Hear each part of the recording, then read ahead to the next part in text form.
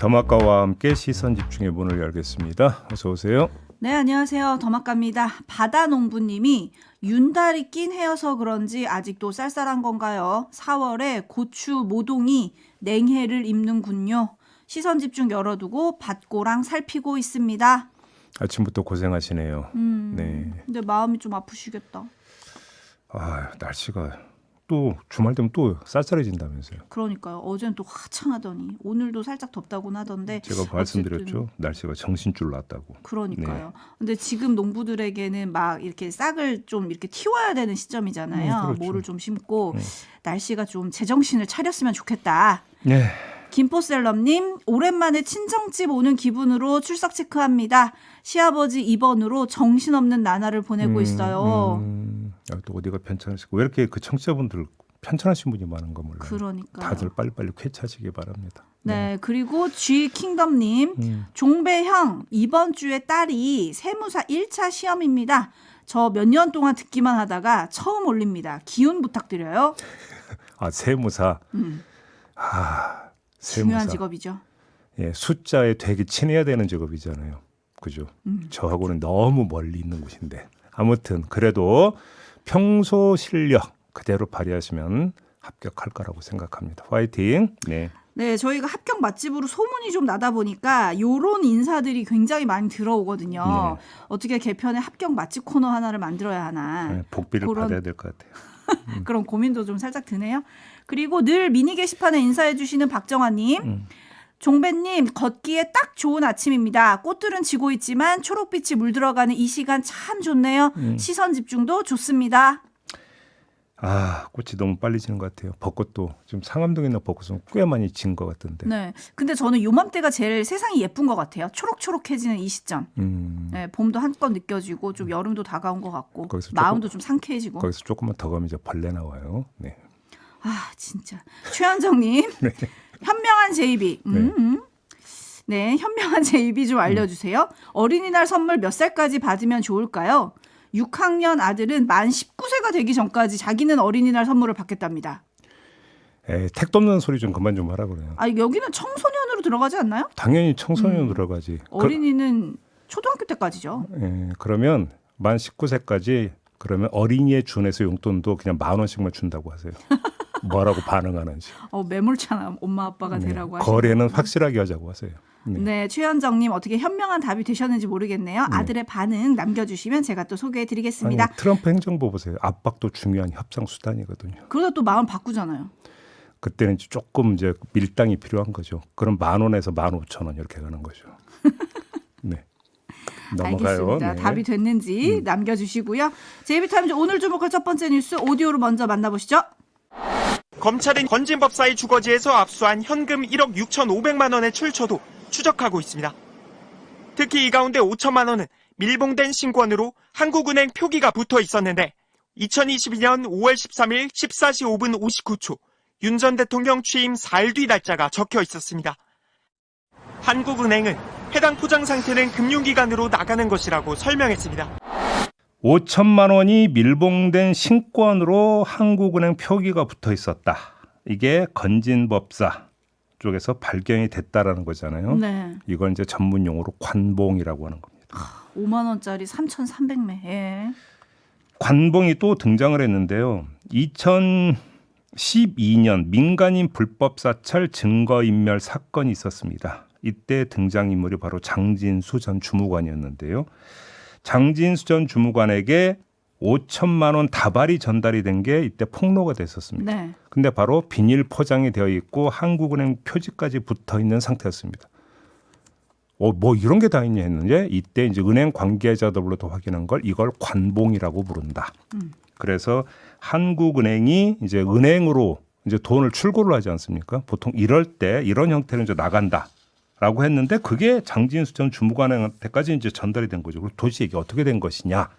이때 이게 상당히 파문을 일었었고 나중에 알고 보니까 청와대 인사가 국정원 특활비 갖다가 관봉 형태로 제공을 한 것으로 수사에서 밝혀진 것이죠. 그 관봉이 건진법사에게서 또 나왔다. 그럼 이게 무슨 의미를 띠고 있는 것인가? 이걸 봐야 되는 거 아니겠습니까? 네, 관봉은 사실 밀봉해서 건네주는 거기 때문에 개인한테는 절대 줄 수 없다. 한국은행 관계자가 이렇게 말을 했는데 이게 어떤 의미인지 좀 자세히 짚어주시죠. 자, 일단 관봉의 포장지에 찍힌 날짜가 2022년 5월 13일이었다라는 거 아니겠습니까? 네. 윤석열 대통령 취임 3일 뒤였습니다. 이때 출고가 이루어졌다는 이야기가 되겠습니다.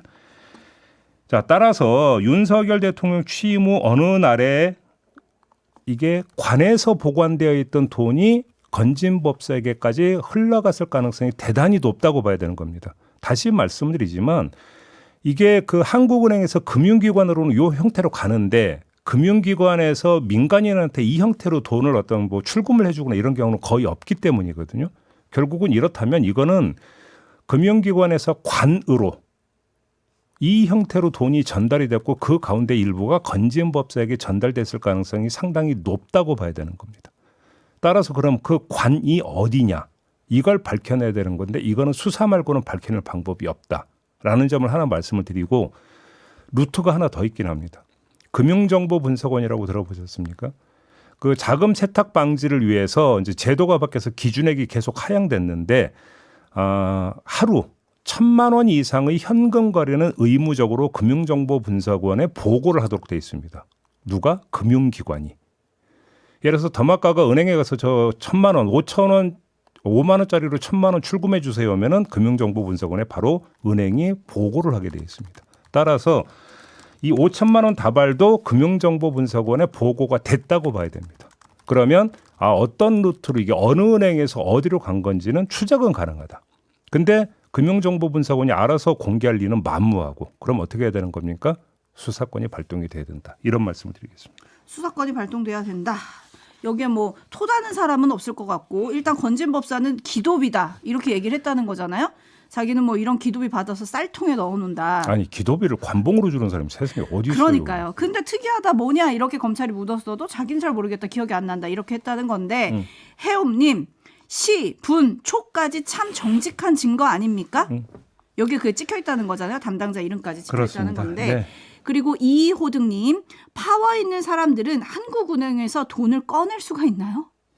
한국은행에서 바로 누군가를 바로 간 건 아니라는 것이죠. 그렇죠. 금융기관을 거쳐갔다고 봐야 되는 것이죠. 네, 그리고 신원섭판이 하여튼 건진법사 의혹이 한두 개가 아니네요 라고 하는데 이 모든 의혹을 한 그룹으로 엮으면 어떻게 되는 거예요, 제이비? 수사해야 된다는 얘기죠. 뭐. 누구까지 수사를 해야 된다? 결국은 관이 되는 건데요. 자, 그 김건희 씨에게 6천만 원짜리 다이아 목걸이 전달 시도가 있었다라는 얘기도 어제 전해드렸습니다. 이 관도 제가 볼 때는 기관장 수준 이상이 아니면은 야 그래 5천만 원짜리 다발로 줘라 이렇게 얘기 못 하거든요. 그러면 그 기관장 이상의 어떤 그 지위에 있는 그다음에 그런 파워를 가지고 있는 것이 어딜까? 이거를 헤아려 보면 대충 수사 루트는 나온다. 저는 이렇게 생각을 합니다. 네, 그리고 또 어제 SBS가 단독 보도한 것도 있거든요. 10년 동안 직업이 없었던 전 씨의 아내 계좌로 2018년 지방선거 시점을 전후해서 6억 원이 넘는 현금이 입금이 됐다. 이것도 이제 공천청탁 의혹과 관련해서 나오는 얘기인데 뭐 여기저기 돈도 많이 나오고 관련 인사도 많이 나오고 또 높으신 분들 얘기도 많이 나오는데 수사가 제발 제대로 빨리 진행이 됐으면 좋겠습니다. JB타임즈 다음 주목할 뉴스는 삼부토건 얘기죠? 금융위원회 산하 증권선물위원회가 조성욱 전 삼부토건 회장, 이일준 현 회장, 그리고 뭐 이런 전현직 실질 사주, 그리고 대표이사 등을 자본시장법 부정거래 행위 금지 위반 등의 혐의로 검찰에 고발 조치를 했습니다. 해외 재건 사업을 추진할 의사가 없음에도 2023년 5, 6월경에 해외 기업 등과 형식적인 업무 협약을 반복 체결하면서 해외 재건 사업을 본격적으로 진행할 것 같은 거짓된 외관을 형성해서 주가를 부양시킨 후 보유 주식을 매도해서 수백억의 부당 이득을 취득한 혐의가 있다라는 겁니다. 100억이 아니라 수백억이라고 했어요. 수백억. 자, 근데 여기에 김건희 씨와 이종호 씨 이름은 들어가 있지 않습니다. 일단 빠졌는데요. 근데 다만 사회적 의혹 해소가 필요하다는 점을 명시를 했다고 합니다. 그러면서 이종호 씨와 김건희 씨의 주가 조작 공모 의혹에 대해선 강제 수사를 통한 규명이 필요하다는 입장을 금감원이 명시를 한 것이다. 지금 이런 해석이 뒤따르고 있거든요. 검찰에서 수사를 할지 이걸 좀 지켜봐야 될 것 같고요. 저는 또 이 증권선물위원회 발표를 보면서 의아했던 부분, 애시당초 해외 재건 사업을 추진할 의사가 없었는데도 형식적 업무 협의를 반복 체결을 했다고 하지 않습니까? 근데 이 과정에 어디가 등장합니까? 국토부가 등장을 합니다. 그러면 국토부는 삼부토건 전현직 사주들로부터 기만을 당한 겁니까? 아니면 같이 했던 겁니까? 이것도 밝혀져야 된다. 이 말씀도 함께 드리겠습니다. 네, 오늘 이복형 금감원장이 조사 결과를 직접 발표한다고 하는데요. 그 내용 좀 시선 집중해야 될 것 같고, 이렇게 검찰로 사실은 공을 넘겼다고 봐야 되는 거잖아요. 그렇습니다. 검찰이 어디까지 밝혀낼지 시선 집중해야 할 것 같습니다. 한지아님, 어째 뉴스가 윤 부부 집 앞으로만 가네요? 라고 꼬집어 주셨는데, 초인종은 안 누르고 있습니까? 초인종 눌러서 빨리 들어가야죠. 그렇죠? 수사를 하려면. 근데 어제 이제 나왔던 이야기가 김건희 씨가 이제 변호인 선임했다고 이런 이야기가 나오고 있죠. 네. 뭐 하여간 먼저 소환, 조사는 조만간 이루어질 가능성도 좀 있어 보이긴 합니다. 움직임이. 그러면 그거는 공천 개입 의혹 관련한 걸로 지금 조사를 뭐 조율하고 있다 이런 거였잖아요. 네, 명태균 씨 관련이라고 봐야 되겠죠. 그럼 이 모든 거를 다 한꺼번에 조사를 할 수 있나요? 그건 아니죠. 그거는 특검밖에는 그러니까 답이 없는 거죠. 그래서 어제 뭐 이제 그 민주당에서 종합특검법안을 또 발의한다 이런 이야기 좀 나오고 있는 거 아니겠습니까? 그렇죠. 네. 아무튼 또 한 번 검찰에 시선 집중을 해야 하는 것 같습니다. JB타임즈 다음 주목할 뉴스는요? 대법원이 이재명 그냥 후보라고 부르겠습니다. 이재명 후보 선거법 위반 사건을 전원 합의체에 회부한 데 이어서 그제에 이어 오늘도 두 번째로 합의기일을 진행을 한다고 합니다. 다른 사건의 경우 보통 한 달 걸리는 게 합의기일인데 뭐 속도가 지금 엄청 빠른 거 아니겠습니까? 자, 이와 관련해서 국회 법사위 소속 민주당 의원들이 어제 기자회견을 갖고 이렇게 주장을 했습니다. 들어보시죠. 대법원은 국민의 주권 행사가 임박한 시점, 즉 현직 대통령 파면에 의한 대통령 보궐선거를 앞두고 원칙을 앞세워 또 다른 변침을 시도한 셈입니다. 예외적인 패턴입니다. 따라서 국민은 법리적 측면보다는 정치적 고려에 의한 결정이 아닌지 의심하고 있습니다. 네, 법사위 야당 간사 박범계 의원의 목소리 들으셨는데 어떻게 봐야 할까요? 지금 뭐 6월 3일 대선 투표일 이전에 대법원이 판결을 내리는 거 아니냐. 지금 이 전망이 오늘 막 쏟아지고 있습니다. 그냥 그렇다고 치죠. 저희도 한번 그렇게 따라가 보죠. 그래서 속도를 내고 있다고 치겠습니다. 자, 그러면 판결 내용은 어떻게 나올까요? 이게 궁금한 거 아니겠습니까? 제일 궁금하죠. 경우의 수가 세 가지가 있습니다. 첫째, 상고 기각으로 이재명 무죄 확정. 이 경우의 수가 하나가 있고요. 두 번째, 파기 환송이 있습니다. 자, 1심에서는 그 유죄, 2심에서는 무죄 판단을 내렸는데 2심 무죄 판단에 좀 문제가 있으니까 다시 한번 그 재판에서 심리해라. 이게 파기 환송이죠. 돌려보내는 겁니다. 세 번째, 파기 자판. 생소한 단어인데 이건 뭡니까? 파기, 원심을 파기를 하는데 환송, 되돌려보내는 게 아니라 자판, 스스로 판결을 내려버리는 겁니다. 대법원이. 자, 이 세 가지 경우의 수가 있는 건데 어떻게 되는 걸까? 여기서 무엇인가? 이걸 좀 살펴봐야 될 것 같은데요. 하나하나 한번 좀 살펴보죠. 먼저 파기 환송. 이거는 2심의 무죄 판결에 문제가 있으니 다시 살펴보라고 되돌려보내는 것인데 이러면 대선이 어떻게 되는 거냐? 죽도밥도 아닌 극도의 혼민 상태에 빠져들어가 버립니다. 결과적으로. 그러니까 대법원은 자진해서 대선판을 진흙탕으로 만드는 것이 돼버리는 겁니다. 그래서 제가 볼 때는 별로 가능성이 없다고 봅니다. 자, 파기 자판의 경우를 살펴보죠. 2심의 무죄 판결을 뒤집고 대법원이 스스로 이재명 후보에게 유죄 판결을 내리고 확정을 하는 것인데요. 만약에 이렇게 되어버리면 이재명 후보는 그 순간에 후보 자격을 상실해버립니다. 자, 파기 환송에 비해서 상황은 명료해질 수 있는지는 모르겠지만 국민의 극심한 저항을 자초할 것이 불을 보듯 뻔하다. 대법원 스스로 정치 경랑의 한가운데로 걸어가는 결과를 빚게 되는 것이다. 그래서 가능성이 그렇게 높아 보이지는 않는다라고 보고요. 여기에는 근거가 하나가 더 있습니다.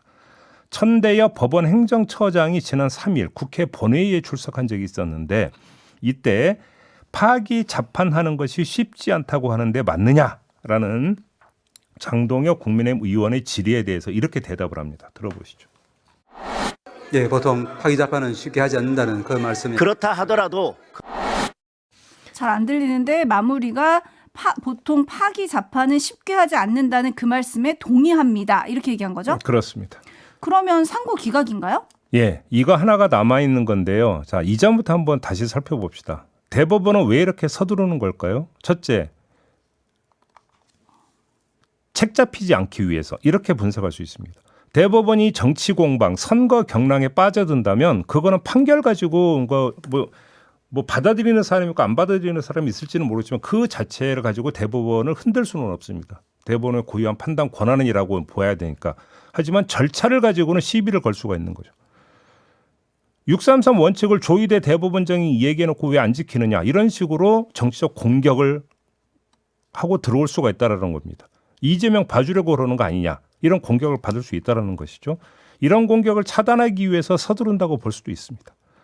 두 번째, 존재감 과시 때문이라는 측면도 함께 살펴봐야 됩니다. 윤석열 탄핵 선고로 헌법재판소가 크게 조명을 받는 걸 대법원은 어떤 심경으로 지켜봤을까? 이것도 체크를 해야 된다고 생각을 하는데요. 왜 이런 말씀을 드리느냐? 두 기관 간의 묘한 경쟁의식, 자존심 싸움이 있다는 얘기는 어제 오늘의 얘기가 아닙니다. 그런 점에서 대법원의 속도전은 헌법재판소에 준하는 관심을 유발할 수 있는 카드가 될 수 있다라는 점도 놓쳐서는 안 된다라고 저는 보고요. 여기에 세 번째 이유도 함께 살펴야 되는데 이렇게 속도전을 낸 끝에 만약에 상고 기각, 무죄 확정 판결을 내린다고 한번 가정을 해봅시다. 그러면 대법원은 어떻게 될까요? 여기에다가 만약에 정권 교체가 이루어진다면 그때 어떻게 되는 걸까요? 차기 정부에서 사법개혁이 핵심 개혁사항이 될 거라고 하는 데에는 이견이 거의 없습니다. 그 사법개혁의 앞자리에 놓이는 건 물론 검찰이겠지만 법원도 어떻게든 사법개혁 바람을 맞이해야 될 거라는 겁니다. 그런데 대법원이 국민의 관심을 최대로 끌어올린 상태에서 정권교체와 직결되는 판결을 내린다면 사법개혁의 삭풍을 피해가는 차단막 또는 수관사업을 해결하는 디딤돌을 확보하는 것이 되지 않겠느냐라는 이야기도 나올 수 있는 겁니다. 그래서 정리해서 말씀을 드리면 지금 대법원은 조직 보호를 위한 빌드업 과정을 밟고 있는 것일 수도 있다. 이런 말씀을 드리는 겁니다. 네, 빈센트님 정치는 타이밍이라 했는데 대법원의 타이밍도 대단하네요 라고 올려주셨는데 관련한 얘기는 3부에서 정성호 의원과 좀 더 짚어봐야 될 것 같고요. JB타임즈 다음 주목할 뉴스는요? 법무부가 지난 22일 징계위원회를 열어서 이정현 법무연수원 연구위원 검사장급인데요. 정직 1개월의 징계를 결정을 했습니다. 대검찰청이 지난해 12월 연수원 운영 규정에 따라서 1년 이내에 연구 논문을 제출해야 하는데 하지 않았고 제출기한 연장 승인을 받지 않았다면서 성실 의무 위반 등을 이유로 징계를 청구했고 이 청구가 받아들여진 건데요. 보복 징계 아니냐라는 얘기가 바로 따라붙고 있습니다. 왜요? 자, 우선 징계 요건에 문제가 제기가 되는데 논문 제출 기한 연장을 승인받아야 한다라는 규정이 있긴 한데 이게 법무연수원 훈령이거든요. 근데 이건 훈시 조항일 뿐입니다. 가급적 그렇게 해라. 안 하면 벌칙 따른다. 이게 아니라는 겁니다. 이 훈시 조항을 앞세워서 징계를 내린다? 이게 너무나 극히 이례적이라는 거고 그래서 다른 배경이 있는 거 아니냐라는 이야기가 나오는데 자, 이정현 연구위원은 윤석열 검찰총장이 자신의 징계가 부당하다며 낸 소송의 증인으로 출석해서 채널A 검언유착 사건 수사 당시에 윤석열 총장의 부당한 수사 방해가 있었다고 증언을 한 바가 있었습니다. 자, 윤석열 정권 출범 직후에 이정현 연구위원은 한직으로 여겨지는 법무연수원 연구위원으로 그래서 좌천이 되는데 그 뒤에 징계까지 따른 것입니다. 그래서 결국은 보복 징계 아니냐. 나아가 대선을 코앞에 두고 한편으로는 알받고 다른 한편으로는 가시 뽑아내는 차원에서 이정현 연구위원도 그 대상이 된 거 아니냐. 이런 이야기가 지금 나오고 있는 겁니다. 네, 근데 관련해서 뭐 주목할 게 하나 있다고요? 손준성 검사 고발 사주 사건 지금 대법원 판결이 오늘 있습니다. 오늘이에요? 네, 고발 사주 사건과 검언유착 의혹 사건은 하나의 세트거든요. 자, 오늘 대법원에서 어떤 판결이 나오는지 이거를 보면은 그때의 그 사건이 다시 재조명이 될 수 있고 이정현 연구위원의 법정 증언도 다시 조명이 될 수 있는 것 아니겠습니까? 이걸 한번 지켜볼 필요가 있다. 이 말씀까지 드리겠습니다. 네, 마무리하죠. 더마카 수고하셨습니다. 고맙습니다.